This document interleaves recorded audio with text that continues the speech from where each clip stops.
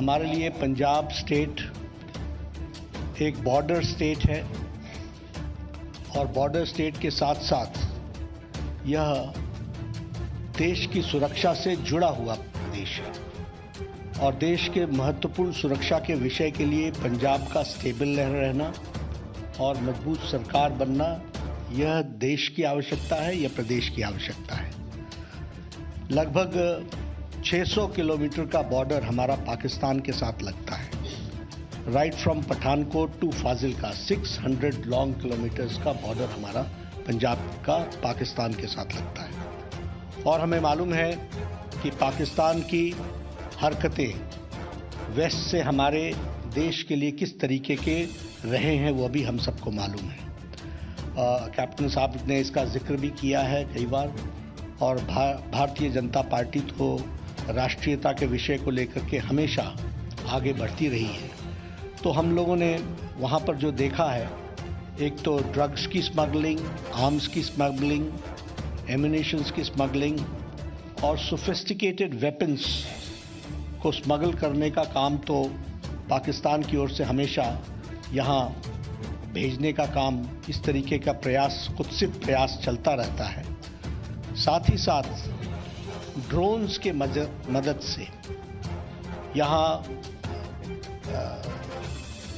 Drugs, ammunition इसको भी पहुंचाने की कोशिश, कुत्सित प्रयास चलती रहती है।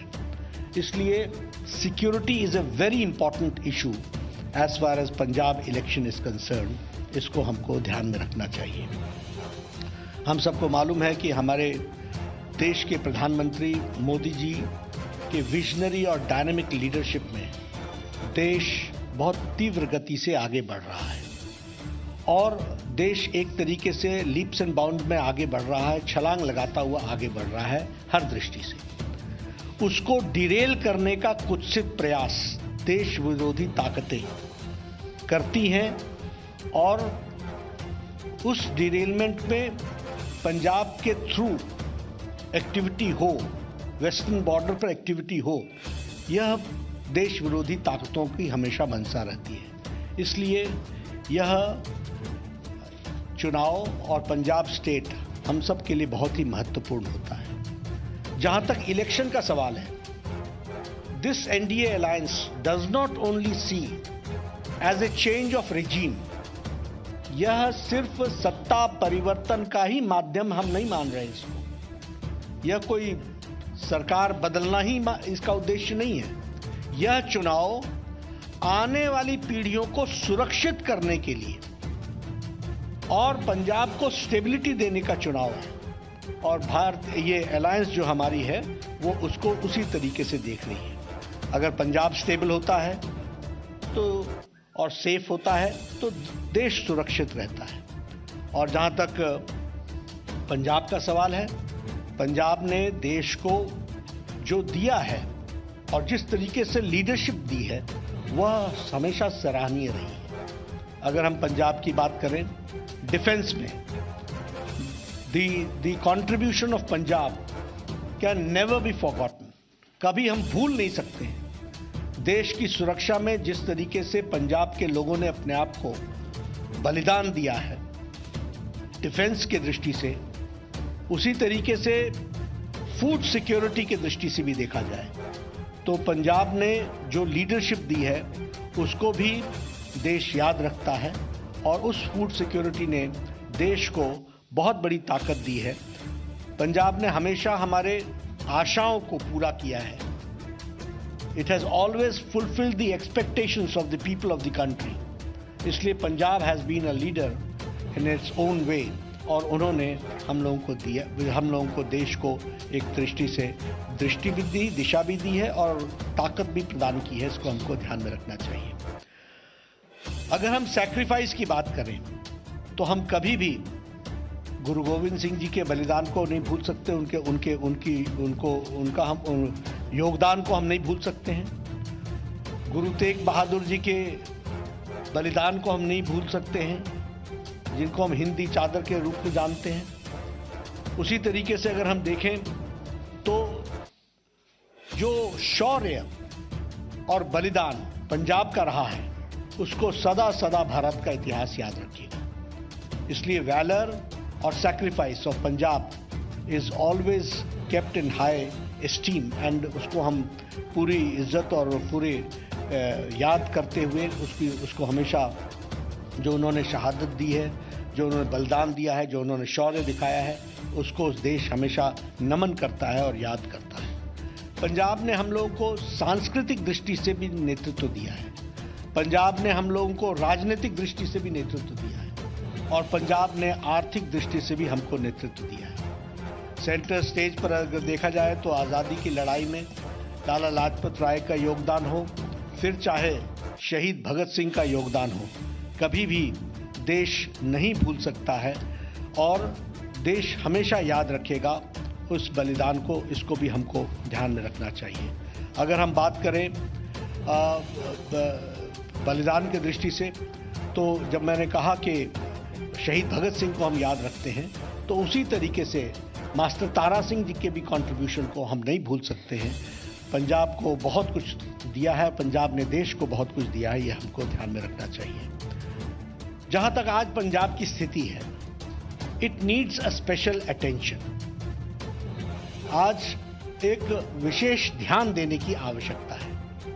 पंजाब एक प्रोग्रेसिव स्टेट होने के बावजूद आज 3 लाख करोड़ के डेट में खड़ा है और उसी के साथ साथ जो ये डेवलपमेंट इंडेक्स पर खड़ा था, धीरे धीरे खिसकते हुए ये नीचे की ओर आया है और इसीलिए इस स्टेट को आर्थिक दृष्टि से सबल बनाना, सफल बनाना और ठीक दृष्टि से आगे ले जाना, यह हम सब की जिम्मेवारी होती है और एनडीए अलायंस का ये उद्देश्य रहेगा to bring back Punjab on track और उसको फिर से गति के साथ आगे बढ़ाने के लिए एक सिंसियर एफर्ट किया जाए और इसके लिए सेंटर स्टेट रिलेशनशिप स्टेबिलिटी के लिए भी और सेफ्टी के लिए और सिक्योरिटी के लिए यह भी बहुत आवश्यक है।